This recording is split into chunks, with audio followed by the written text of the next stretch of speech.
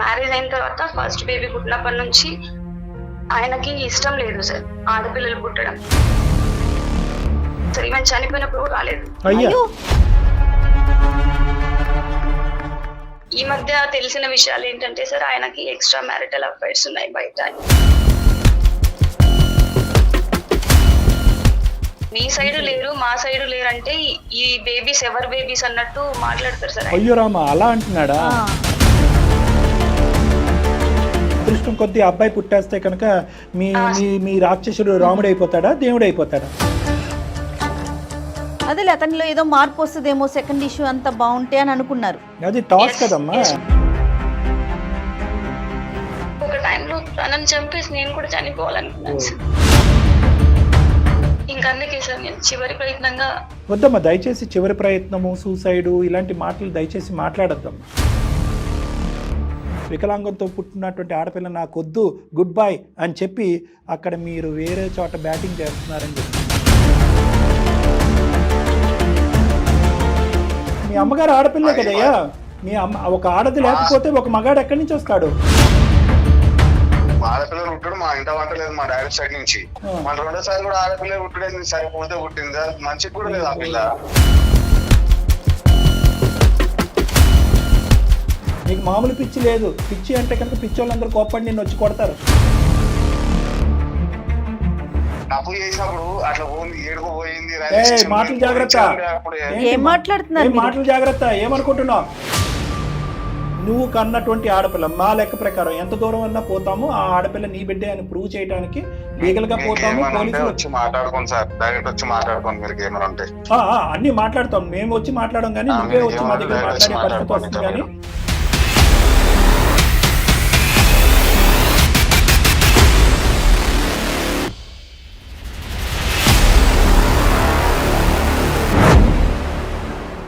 Varicose veins కి సరైన చికిత్స కోసం సంప్రదించండి ఎవిస్ హాస్పిటల్. ఎవిస్ హాస్పిటల్ సమర్పించు అందమైన జీవితం కార్యక్రమానికి స్వాగతం. నమస్తే కళ్యాణ్ గారు. నమస్తే జగన్. పిల్లలకి ఏ సమస్య వచ్చినా అసలు ఆ బాధ వర్ణనాతీతం. అందులో సైకలాజికల్ ఇష్యూస్ వస్తే అసలు మాటల్లో చెప్పలేము. మానసిక ఎదుగుదల అసలు నేను ఎక్స్పెక్ట్ చేయలేదు. ఆ అమ్మాయి మెయిల్ చదువుతున్న ఫస్ట్లో అసలు అయ్యో అంటానికి కూడా నాకు ఆ థాట్ కూడా రాలా. అంత ఘోరంగా ఉందండి. సో ఇమీడియట్గా మీతో మాట్లాడించాలనిపించేసింది నాకు. మనకి నెంబర్ కూడా షేర్ చేసింది. కాల్ చేస్తానండి ఒకసారి. సౌమ్య తన పేరు. సౌమ్య. ఓకే.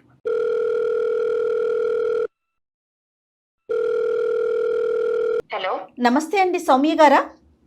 అవునండి నేను జయానండి, అందమైన జీవితం ప్రోగ్రామ్ నుంచి కాల్ చేస్తున్నాను. మేడం నమస్తే. మేడం నమస్తే అండి. సౌమ్య గారు డాక్టర్ కళ్యాణ్ చక్రవర్తి గారు ఉన్నారండి. ఒకసారి డాక్టర్ గారితో మాట్లాడండి. నమస్తే సార్. నమస్తే అమ్మా. ఎవరి ఇష్యూ అమ్మా ఇది మీరు చెప్పబోయేది? నాదే సార్. చెప్పండి అమ్మా. సార్ నా పేరు సౌమ్య. నాకు మ్యారేజ్ అయ్యి 9 years అవుతుంది. అమ్మా ఒక పాప ఉంది సార్. తను కొంచెం హెల్త్ ఇష్యూస్ ఉన్నాయి పాపకి. ఎంత వయసు అమ్మా పాపది? 6 years పాపకి. 6 years. మీకు మ్యారేజ్ అయ్యి 9 years అయింది సార్. Arranged marriage ఏనమ్మా? అవును సార్. చెప్పండి అమ్మా. యాక్చువల్ గా నాకు ఫస్ట్ కూడా ఒక పాప పుట్టి ఒక 2 weeks లోనే చనిపోయింది సార్ హెల్త్ ఇష్యూస్ వల్ల. అయ్యో ఎట్లాంటి ఇష్యూస్ అండి? Prematured baby. Oh sorry. Okay. ఈ పాపకి హెల్త్ ఇష్యూ అంటే ఏంటి? తను యాక్టివ్ గా ఉండదు సార్. మాటలు సరిగా రాదు. ఓకే. 1కి 10 సార్లు చెప్పినా కూడా తన అటెన్షన్ ఉండదు మన వైపు. రైట్. ఓకే అర్థమైందమ్మా. ఆటిజం అయి ఉంటుంది. అంటే మిగతా హెల్త్ అంటే జనరల్ హెల్త్ అంతా ఓకే కదమ్మా? ఫిజికల్ హెల్త్ అంటే హార్ట్ కానీ లేదంటే రిమైనింగ్ అంతా ప్రాబ్లం అలా లేదు సార్. జస్ట్ వినిపిస్తుందో తనకు రియాక్ట్ అవ్వదు సార్. వినిపిస్తుంది కానీ తిరిగి రెస్పాండ్ అవ్వదు. ఆటిజం అని అన్నారమ్మా? ఎవరికైనా చూపెట్టారా? చూపించాను సార్. యాక్చువల్ గా అంటే నేను ఫైనాన్షియల్లీ అంత స్ట్రాంగ్ కాదు. మీ ఫైనాన్షియల్ అని చెప్తున్నారు. మీ వారేం చేస్తుంటారండి? ఆయన ఎంప్లాయీ మ్యామ్. తను సపోర్ట్ లేదు నాకు. యాక్చువల్ గా సపోర్ట్ లేదు. అతను సపోర్ట్ లేదు. పాపని స్కూల్ కి ఏమన్నా పంపిస్తున్నారండి? లేదు మ్యామ్. స్పీచ్ సెంటర్స్ కి అలాంటి వాటికి తీసుకెళ్లాను. బట్ యూజ్ లేదు. అంటే ఇంకా థెరపీస్ ఉపయోగపడట్లేదనే ఉద్దేశంతో ఆపారమ్మా లేదంటే ఆర్థికంగా ముందుకెళ్ళలేక ఆపారా? ఆర్థికంగా సార్. అయ్యో. ఇప్పుడు ఆ ఒక్కతే పాప అండి? అవును మ్యామ్. ఫస్ట్ బేబీ చనిపోయింది 2 weeks లోనే. Okay okay. ఈ బేబీ ఒక్కటే. ఇంకా పాప సిమ్టమ్స్ చెప్పండి అమ్మా. అంటే ఇంకా మాట్లాడదు, కళ్ళల్లోకి చూడదు, పట్టించుకోదు, పిలిచిన తను కాదన్నట్టు ఉంటది. బయట ఎవరైనా వచ్చినా కూడా తను హైడ్ అయిపోతుంది సార్. ఓకే, షైగా ఉంటది. ఓకే, అవును సార్, ఎవరి దగ్గరికి వెళ్ళదు. గ్రోత్ అది బాగానే ఉంటుందా కళ్యాణ్ ఫిజికల్ గారు? గ్రోత్ బాగానే ఉంటుంది కానీ సైకలాజికల్ గా అంటే చుట్టుపక్కల వాళ్ళతో కనెక్ట్ అవ్వరమ్మా. వాళ్ళని కాదు అన్నట్టు వాళ్ళ లోకంలో వాళ్ళు ఉంటారు. ఇంకా సింపుల్ గా చెప్పాలంటే వాళ్ళు షెల్ లో ఉంటారు అన్నమాట. ఓకే. ఆటిజం అమ్మ, ఈ రోజుల్లో ఆటిజం అంటే తెలియని వాళ్ళు ఎవరు లేరు. అవును. కొంతవరకు ఐడియా ఉంది సార్, బట్ నేను తనని ముందుకు తీసుకెళ్ళలేకపోయాను. మ్యారేజ్ అయిన తర్వాత ఫస్ట్ బేబీ పుట్టినప్పటి నుంచి ఆయనకి ఇష్టం లేదు సార్ ఆడపిల్లలు పుట్టడం. ఓహ్, ఇంకా ఏ లోకంలో ఉన్నాడు, మరి. ఏ కాలంలో ఉన్నాడు. ఆ. తర్వాత అందుకని ఫస్ట్ బేబీ పుట్టినప్పుడు కూడా ఆయన రాలేదు సార్, ఈవెన్ చనిపోయినప్పుడు కూడా రాలేదు. అయ్యా, అయ్యో.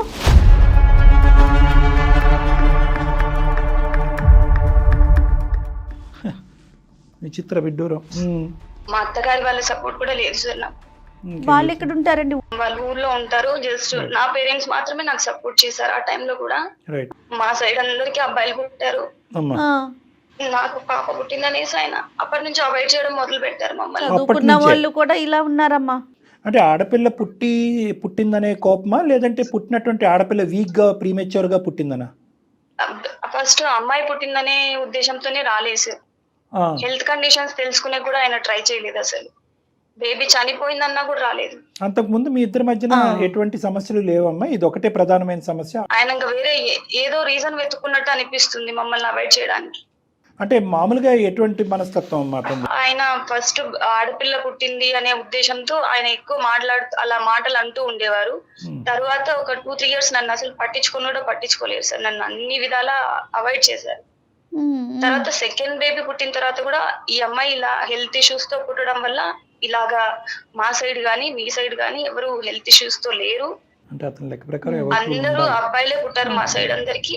ఆడపిల్ల పుట్టిందంటే మీ సైడ్ లేరు, మా సైడ్ లేరు అంటే ఈ బేబీస్ ఎవరు బేబీస్ అన్నట్టు మాట్లాడతారు సార్. అయ్యో రామా, అలా అంటున్నాడా?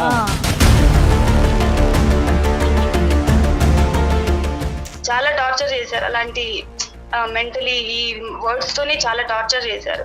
సో నాకు తెలియక అడుగుతానమ్మా, ఒకసారి ఆడపిల్ల పుట్టింది, మొదట ఆడపిల్ల చనిపోయింది, హాస్పిటల్కి కూడా రాలేదు, తర్వాత మీరిద్దరు రిలేషన్షిప్ నార్మల్ గానే కంటిన్యూ అయిందా? ఫస్ట్ బేబీ అలా అయిపోయిన తర్వాత నన్ను కంప్లీట్ గా అవాయిడ్ చేస్తూ వచ్చారు సార్. ఒక 2 years వరకు కూడా ఒకే ఇంట్లో ఇలాగనే ఉంది సార్. రావడం, గొడవలు పడడం, వెళ్ళిపోవడం. ఆ టెన్షన్స్ లోనే నువ్వు మళ్ళీ ప్రెగ్నెంట్ అయ్యావు. అవును సార్. మరి ఆ ప్రెగ్నెన్సీ అంతా టెన్షనే కదమ్మా? అవును సార్, చాలా సార్. ఈ ఆటిజం కా టెన్షన్ కారణం అయి ఉండొచ్చా ప్రెగ్నెన్సీ? అయితే ఫస్ట్ ప్రెగ్నెన్సీ కొంచెం అలా ప్రీమెచ్యూర్డ్ బేబీ అయినప్పుడు సెకండ్ ఇష్యూకి కొంచెం కేర్ తీసుకుంటాం, ముందు నుంచే హాస్పిటల్స్కి వెళ్ళటం. ఏమున్నా నేనే వెళ్ళాను మ్యామ్. ఈవెన్ 9th month వరకు కూడా హాస్పిటల్స్ కి ఎక్కడికి వెళ్ళాల్సి వచ్చినా పేరెంట్స్ లేకపోతే నేను ఒంటరిగా వెళ్ళి అన్ని చెకప్స్ చేయించుకోవడం అలా. ఓకే, అదొకటమ్మా. కానీ ప్రధానంగా నీకు ఆ ప్రెగ్నెన్సీ మొత్తం ఉండేటటువంటి వర్రీ ఏంటో తెలుసు కదా. ఫస్ట్ ప్రెగ్నెన్సీ అలా జరిగింది, అక్కడ ఆడపిల్ల పుట్టింది, మన కర్మకాలి ఇంకొక ఆడపిల్ల, అంటే సారీ నేను ఇలా అంటున్నానమ్మా మీ భర్త పాయింట్ ఆఫ్ వ్యూ, ఇంకొక ఆడపిల్ల పుడితే కనుక నా పరిస్థితి ఏంటి అనేటటువంటి భయంకరమైన ఆలోచన శైలితో మొత్తం ప్రెగ్నెన్సీ అంతా నడవలేదా? నడిచింది సార్, చాలా మెంటల్ ప్రెషర్ తోనే నడిచింది సార్ ఆ 9 months కూడా. Should have stopped your self కదమ్మా. ఇప్పుడు అంత మూర్ఖత్వంగా ఆలోచించేటటువంటి మగాడితో తప్పుగా అనుకోకండి. ఒక ఆడపిల్ల మగపిల్లడితో కంటే ఏంటి, కనకపోతేనేంటి అంటే ఒక అదృష్టం కొద్దీ అబ్బాయి పుట్టేస్తే కనుక మీ మీ రాక్షసుడు రాముడు అయిపోతాడా, దేవుడు అయిపోతాడా? ఎవరైనా కూడా నిలబెట్టుకోవాలని చూస్తారు కదండి సార్ ఫ్యామిలీస్. అదేలే, అతనిలో ఏదో మార్పు వస్తుందేమో సెకండ్ ఇష్యూ అంతా బాగుంటే అని అనుకున్నారు. అది టాస్ కదమ్మా, అది హెడ్ అండ్ టైల్స్ కదా టాస్. అది నువ్వు టాస్ వేస్తే కనుక పొరపాటున ఆడపిల్ల పుడితే కనుక ఈ రోజు పరిస్థితి నీకు డబుల్ గ్రాంట్ ఇచ్చాడు భగవంతుడు కర్మ కొద్దీ. ఆడపిల్ల ప్లస్ వికలాంగత్వం అంటే ఆటిజం.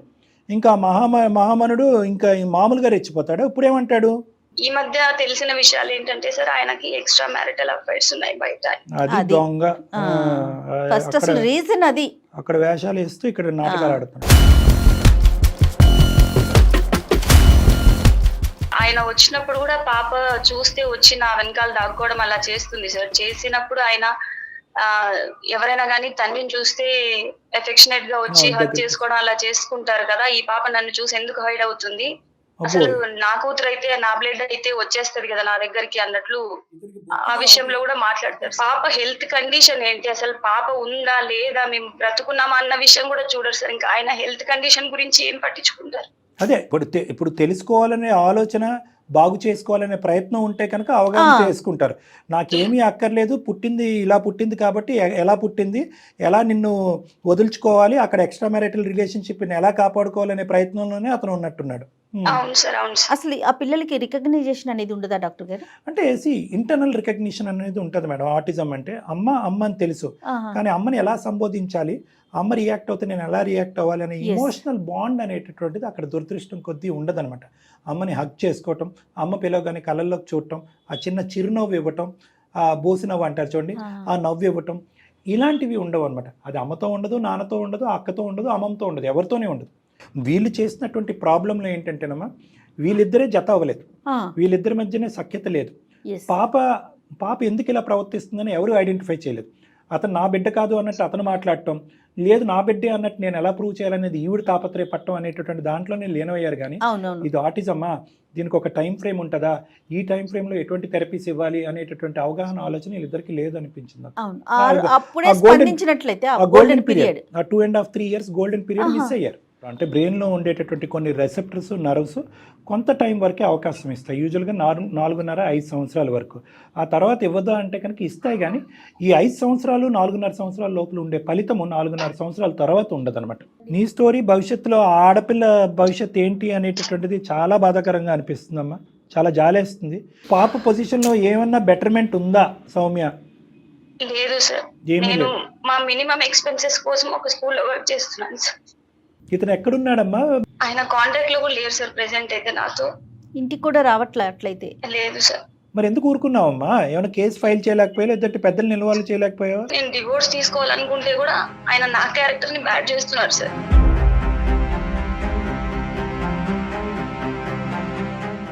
ఓయ్ ఈడెక్కడ దుర్మార్గుడమ్మా, నీ క్యారెక్టర్ అంటే ఇవే రీజన్స్ చెప్తున్నారు సార్, నా పిల్లలు కాదు అన్నట్టు. అక్కడేమన్నా కన్నాడమ్మా వేరే చోట?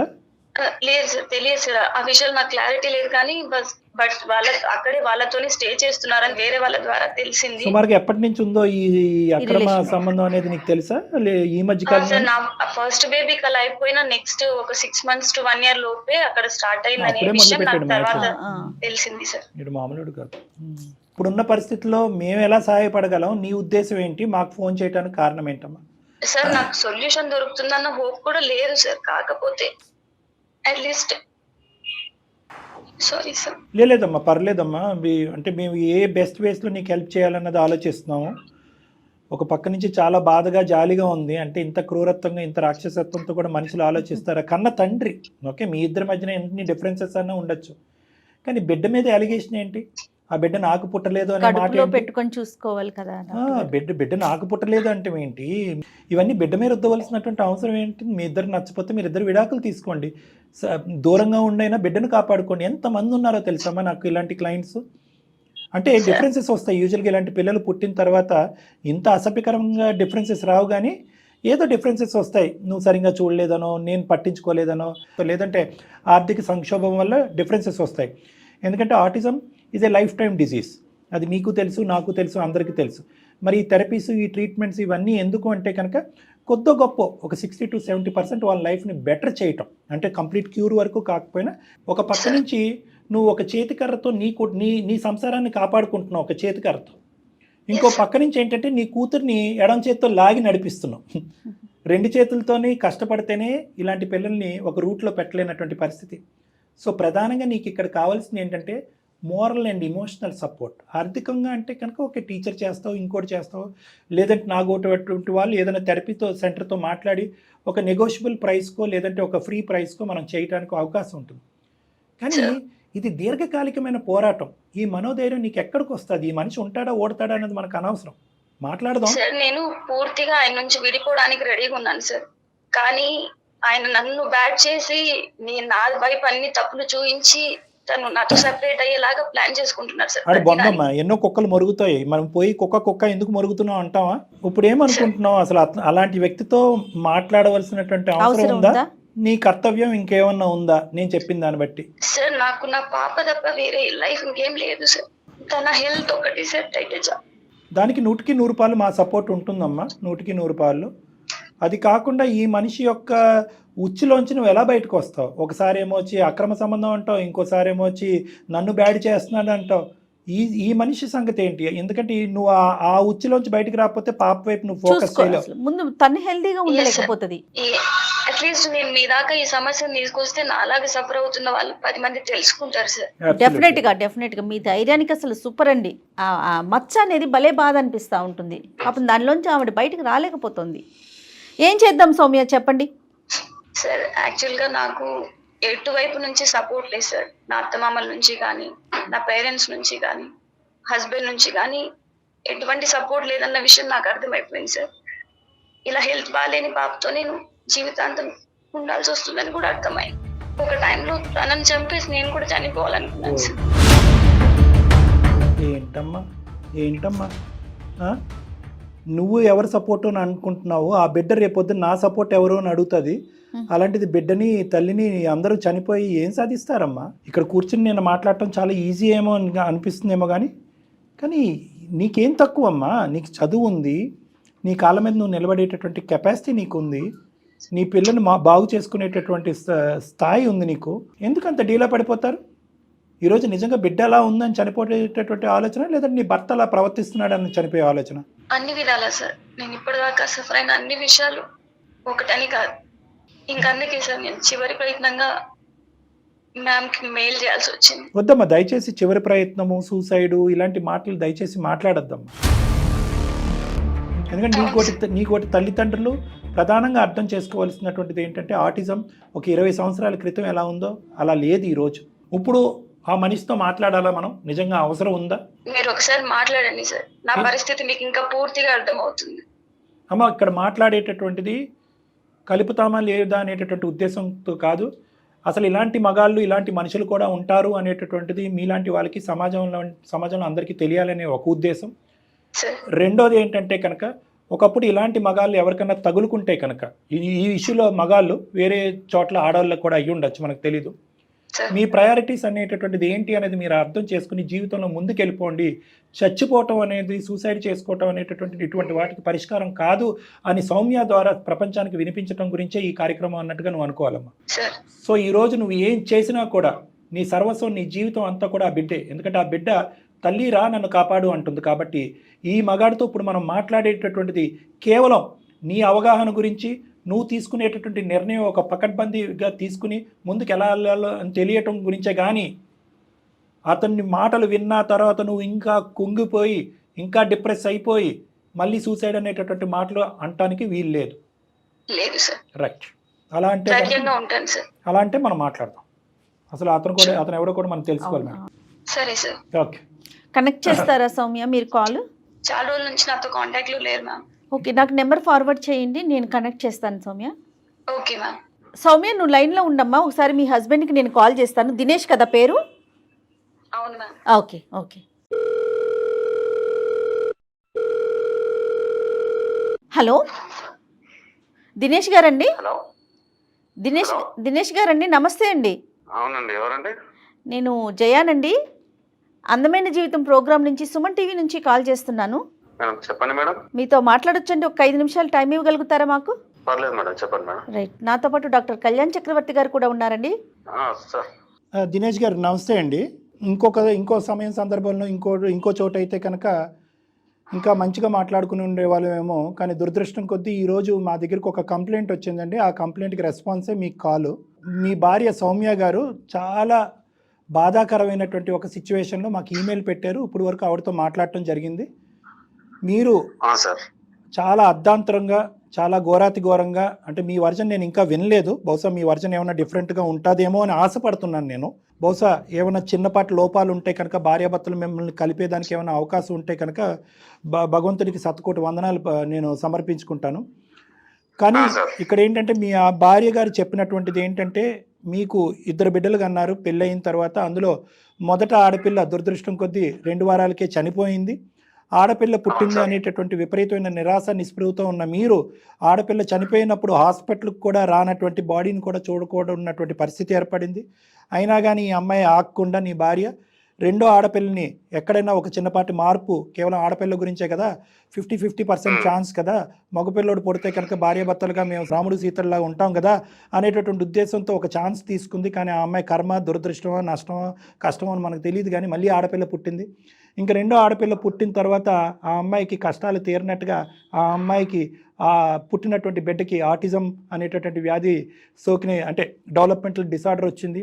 ఆ పిల్లని కాపాడుకునేటటువంటి ప్రయత్నంలో ఉంటే కనుక మీరు ఈ అమ్మాయిని నిలదీసి, నిందించి, అవమానించి, అనుమానించి అన్నీ చేసి ఈరోజు ఈ బిడ్డ నీ వల్లే పుట్టింది, ఆడపిల్లే కాకుండా వికలాంగంతో పుట్టినటువంటి ఆడపిల్ల నాకొద్దు, గుడ్ బై అని చెప్పి అక్కడ మీరు వేరే చోట బ్యాటింగ్ చేస్తున్నారని చెప్పి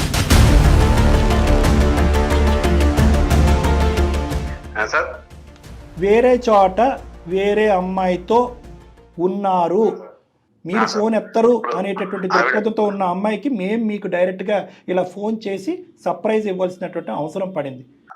ఆ అమ్మాయి లైన్లో ఉందా సార్? ఉందండి, అమ్మాయి లైన్లో ఉందండి, ఉంది. ఉంది ఎందుకు దినేష్ దాచి? గారు. సౌమ్య మాట్లాడము ఒకసారి దినేష్ తో. చెప్పండి. ఏమో కంప్లైంట్ ఇచ్చినావు అంటే ఏం కంప్లైంట్ ఇచ్చినావు నా మీద? కంప్లైంట్ ఏం కాదండి, జరిగిన విషయాలే చెప్పాను నేను. ఒకసారి మాట్లాడండి, మీ వైపు తప్పేం లేదని మీకు అనిపిస్తే జరిగిందంతా ఎక్స్ప్లెయిన్ చేయండి వాళ్ళకి. ఒక ఆడపిల్ల పుట్టడం అనేటటువంటిది ఒక ఆడది చేసుకునేటటువంటి నేరమా? ఏ మీరు కన్న తల్లి ఆడదు కాదా? తరతరాలుగా మా ఇంట్లో కూడా లేదు సార్, అది ఆడపిల్లది ఆ ఇంట్లో కూడా లేదు. మీ అమ్మగారు ఆడపిల్లే కదయ్యా. మీ అమ్మ ఒక ఆడది లేకపోతే ఒక మగాడు ఎక్కడి నుంచి వస్తాడు? ఆడపిల్లలు పుట్టడం మా ఇంట వంట లేదు, మా డాడీ సైడ్ నుంచి. సరే, ఫస్ట్ ఒక ఆడపిల్ల పుట్టింది, ఏదో అన్ఎక్స్పెక్టెడ్ గా అట్లా అయినదేమో. మన రెండోసారి కూడా ఆడపిల్ల పుట్టడం సరే పుడితే పుట్టింది, అది మంచిగా కూడా లేదు ఆ పిల్ల.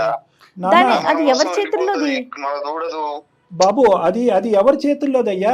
వాళ్ళ ఫ్యామిలీలో పోనీ వాళ్ళ మామలో అతలో ఎవరికొకరికి ఉందంటే నాడు వాళ్ళేదో వచ్చిందని చెప్పేసి మనం అనుకుంటాం. నా ఫ్యామిలీలో ఉంది అనుకో, నాదని నేను అనుకుంటా. సరే, ఇది ఇంకా విచిత్ర విడ్డూరంగా ఉంది. సో ఆ అమ్మాయి ఫ్యామిలీ, నాకు అర్థమైతలేదు. ఆ అమ్మాయి ఫ్యామిలీలో కూడా ఆడపిల్లలు అనేటటువంటిది లేదు, మీ ఫ్యామిలీలో కూడా లేదు అంటే కనుక ఈ అమ్మాయికి ఆడపిల్ల పుట్టడం అనేటటువంటి దానికి వేరే కారణం ఉందని అంటావా? అంతే కదా సార్. మరి ఇప్పుడు నా కూతురు అన్నప్పుడు నన్ను చూసి నా దగ్గర రావాలి. అసలు ఆటిజం అంటే నా ఏంటి? దగ్గర కూడా వస్తలేదు. నిన్ను ఎడ్యుకేట్ చేయటం అనేటటువంటిది చాలా కష్టం. నువ్వు ఏ 50, 60, 70 సంవత్సరాల క్రితం మనుషులు కూడా ఈ విధంగా ఆలోచించలేదు, ఇంత క్రూరంగా ఆలోచించలేదు. నీలాంటి వాళ్ళని మేము ఎడ్యుకేట్ చేయలేము, నెంబర్ 1. నెంబర్ 2 ఏంటంటే కనుక నీ పుట్టినటువంటి ఆడపిల్ల నీ దగ్గరికి కాదు, ఎవరి దగ్గరికి వెళ్ళదు. అది ఆటిజం అనేటటువంటి బ్రెయిన్కి సంబంధించినటువంటి వ్యాధి. అంటే ఇప్పుడు వాళ్ళ అమ్మ దగ్గర పోతలేదు, అమ్మ దగ్గరికి ఏం మనిషి అమ్మ దగ్గరికి కూడా పోట్లేదు రా తమ్ముడు, అమ్మ దగ్గరికి కూడా పోట్లేదు, ఎవరి దగ్గరికి పోట్లేదు. అమ్మ అని అనలేదు, అమ్మని చూసినా కూడా రికగ్నైజ్ చేయలేరు, నాన్నని చూసినా రికగ్నైజ్ చేయలేరు. అలా పుట్టడం కూడా వాళ్ళ ఇంట్లో వీళ్ళింట్లో లేదట. కాదు మేడం, ఇక్కడ ఇప్పుడు సరే ఎవరి ఫ్యామిలీలో లేదు. నీ లెక్క ప్రకారం ఏంటంటే మనిషి పుట్టిక, మనిషిలో వచ్చేటటువంటి ఏ అంశమైనా కూడా జన్యుపరంగా కుటుంబరీత్యా వస్తే వంశపారంపర్యంగా వస్తాయి. దరిద్రం ఏంటంటే నువ్వు అనేటటువంటి ఒక దరిద్ర కొట్టు మాట ఏంటంటే ఆడపిల్లలు పుట్టడం అనేది మా వంశంలో లేదు, వాళ్ళ వంశంలో కూడా లేదు, కాబట్టి నాకు నా భార్యకి.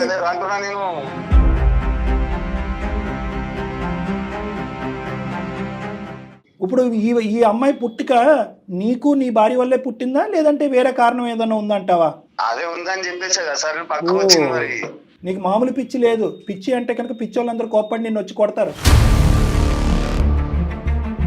అమ్మో, ఈ అమ్మాయి 4-5 సంవత్సరాలు బట్టి ఎటువంటి నరకం చూసిందో మాకు బాగా ఈ 10 నిమిషాల్లోనే మాకు అర్థమైంది. తప్పు చేసినప్పుడు అట్లా ఏడుకో పోయింది. మాటలు జాగ్రత్త, మాటలు జాగ్రత్త. ఏమనుకుంటున్నా? ఇది పబ్లిక్ ప్లాట్ఫామ్, ఇది పబ్లిక్ ప్లాట్ఫామ్. నీ దగ్గర ఆధారం లేకుండా లేనిపోయిన అలిగేషన్స్ వేస్తే కనుక నీ మీద కేసు పెట్టి డిఫమేషన్ చేస్తాం, పోలీస్ స్టేషన్లో ఓసలు లెక్క పెడతాం. ఇంకెక్కడో చాలా బిజీగా ఉన్నావు అంట నువ్వు. ఎక్కడున్నావు? ఎక్కడ ఉంటా సార్, మీకెందుకు అది? ఇప్పుడు నువ్వు పెళ్లి చేసుకున్నా అని చెప్పేసి ఆ పిల్లలు ఎంతవరకు అడగలేరు, మీరు అడుగుతారు. ఆ అమ్మాయి అడగలేకపోతుంది కాబట్టి, ఆ అమ్మాయికి ఆ సపోర్ట్ లేదు, ఆ మోరల్ సపోర్ట్ లేదు కాబట్టి ఆ అమ్మాయి తరపున మేము నిలబడి అడుగుతున్నాం. ఎందుకంటే నీలాంటి మూర్ఖుడు, నీలాంటి శాడిస్టు, నీలాంటి రాక్షసత్వ గుణాలు ఉండేటటువంటి ఒక మగాడు ఆడపిల్లలే పుట్టకూడదు భూప్రపంచం మీద అనుకునేటటువంటి నీలాంటి శాడిస్టులతో 10 నిమిషాలు కూడా మాట్లాడవలసినటువంటి అవసరం లేదు. ఇప్పుడు నువ్వు ఇది ఆధారం అడిగారు కదా, నేను ఇక్కడ నేను సంసారం చేశా కాబట్టి హెల్దీగా మంచిగా పుట్టిండు. నా దగ్గరికి వస్తాడు వాడు భయపడేది. బాబు, నీతో ఒక్క నిమిషం కూడా మాట్లాడటం వేస్ట్. ఎందుకంటే ఆ అమ్మాయి ఆల్రెడీ నిర్ణయం తీసుకున్న తర్వాతే మా ద్వారా మాట్లాడేటటువంటి ప్రయత్నం చేసింది. నీకు ఒక నిమిషం ఒక సమయం కేటాయించడం కూడా వేస్ట్. అతను డ్రింక్ చేసి మాట్లాడుతున్నట్టు అనిపిస్తుంది, బాబు కాన్షియస్ లో మాట్లాడుతున్నట్టు అనిపించట్లా నాకు. తాగి మాట్లాడుతున్నావో పొగరబోతుగా మాట్లాడుతున్నావో ఎలా మాట్లాడినా బహుశా తాగిన వాళ్ళు కూడా ఇంత ఘోరంగా ఉండు. ఒక్క నిమిషం దినేష్, ఇంకా మాట్లాడుతున్నా సార్. దినేష్, నీ లెక్క ప్రకారం ఏంటంటే 2 ఆడపిల్లలు పుట్టారు కాబట్టి ఆ అమ్మాయిదే తప్పు. 2 ఆడపిల్ల వికలాంగత్వంతో ఆటిజంతో పుట్టింది కాబట్టి ఆ అమ్మాయిదే తప్పు. మీ వైపు ఆ అమ్మాయి వైపు ఎక్కడ ఆడపిల్లలు లేరు కాబట్టి ఇక్కడ ఆడపిల్ల పుట్టింది అంటే కనుక నీ భార్య వేరే వాడితో సంసారం చేసి ఆడపిల్లని కన్నది కాబట్టి నువ్వు పోయి వేరే అమ్మాయితో సంసారం చేసి అక్కడ ఒక మగపిల్లోడిని కన్ని ఇది వంశపారంపర్యంగా వచ్చింది కాదు, నాకు మగపిల్లోడే పుట్టే హక్కు ఉంది కాబట్టి ఇంకా నీ ఆలోచన అనుమానం నీ భార్య మీద పెంచుకున్నావు కదా. నువ్వు కన్నటువంటి ఆడపిల్ల మా లెక్క ప్రకారం ఎంత దూరం అన్నా పోతాము, ఆ ఆడపిల్ల నీ బిడ్డే అని ప్రూవ్ చేయడానికి లీగల్ గా పోతాము. పోలీసులు అన్ని మాట్లాడతాం, మేము వచ్చి మాట్లాడడం కానీ నువ్వే వచ్చి మా దగ్గర మాట్లాడే పరిస్థితి వస్తుంది. కానీ కాన్షియస్ లో లేడు ముందు. Hello పెట్టేశాడండి phone. హలో, అతను మాట కూడా ఏదో డ్రింక్ చేసి మాట్లాడినట్టు మూర్ఖత్వం కూడా అనిపించట్లా నాకు. ఎంత తాగుబోతైనా కూడా భార్యను అయితే కనుక వేలెత్తి చూపెడతాడు కానీ బిడ్డను మాత్రం ఎంత అసహ్యకరంగా మాట్లాడలేదు. ఆడపిల్ల పుట్టుకే తప్పుడు పుట్టుక అనేటటువంటి విధంగా మాట్లాడేటటువంటి వారు బహుశా నేను ఎంత తాగిన వ్యక్తిని కూడా నేను చూడలేదు.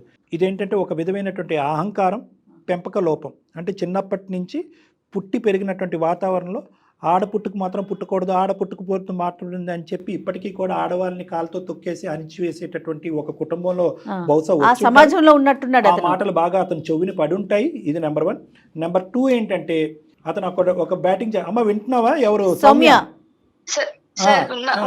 గొప్ప రుచి చూపెట్టావమ్మా. ఇంత గొప్పగా ఈ విధంగా ఆలోచించేటటువంటి వ్యక్తిని ఎప్పుడు మేము కని విని ఎరిగిన రీతిలో మాకే షాకింగ్ ఇచ్చావు. అసలు మేము అతనికి ఫోన్ చేసి బహుశా స్టార్టింగ్లో అతనితో మాట్లాడినప్పుడు పర్లేదు మెత్తగానే మాట్లాడుతున్నాడు, యాక్సెప్ట్ చేస్తాడని అనిపించింది. కానీ ఎప్పుడైతే కనుక మనం ఆడ పుట్టడం అనేటటువంటిది మగాడి వల్ల ఆడదాని వల్ల కాదు, ఇద్దరి వల్ల అనేటటువంటిది ఎప్పుడైతే కనుక ఒక birth of A baby girl అనేటటువంటి దాని మీద మనం సైంటిఫిక్గా రీజన్స్ ప్రొవైడ్ చేయడానికి ప్రయత్నం చేసామో అతను చాలా డిఫెన్సివ్ అయిపోయాడు, అగ్రెసివ్ అయిపోయాడు.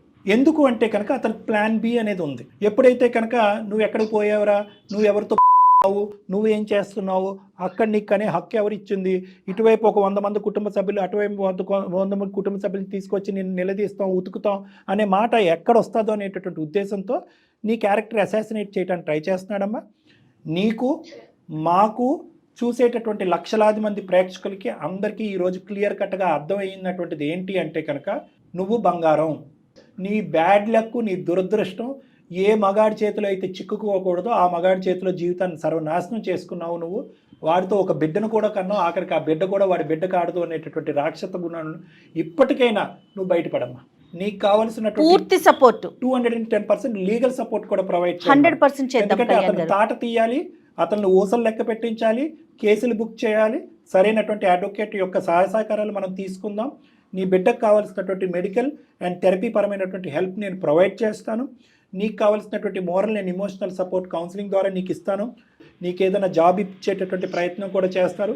ఇన్ని విధాలుగా సుమన్ టీవీ నీకు సహకరించడానికి డెఫినెట్గా పూర్తి సహాయ సహకారాలు అందిస్తామండి మేము.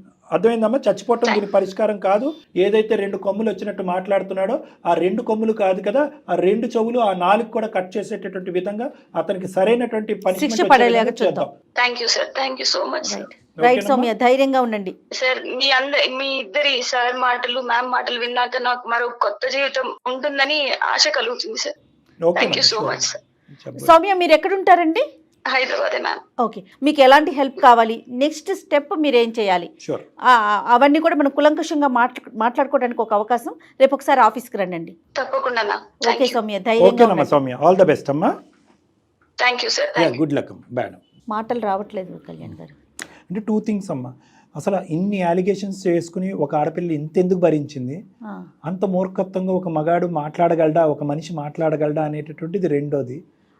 అంటే ఎట్లా ఆలోచిస్తారంటే కళ్యాణ్ గారు, ఒక బ్యాడ్ ఇష్యూ జరిగిపోయింది, సరే నెక్స్ట్ దానికైనా సెట్ అవుతాడేమో, నెక్స్ట్ అయినా కొంచెం నా లైఫ్ ముందుకు వెళ్తుందేమో, ఏదో పడుతున్నాను, ఇటువైపు సపోర్ట్ సిస్టమ్ లేకపోయేసరికి ఆటోమేటిక్గా ఆడపిల్లలు అట్లా ఆలోచించేస్తారండి. Correct madam. మన కాళ్ళ మీద మనం నిలబడాలి, పోతే పోయాడు అని అదేమో ఎక్స్ట్రీమ్లో చూస్తున్నాము, ఇదేమో ఇట్లా చూస్తూ ఉన్నాము.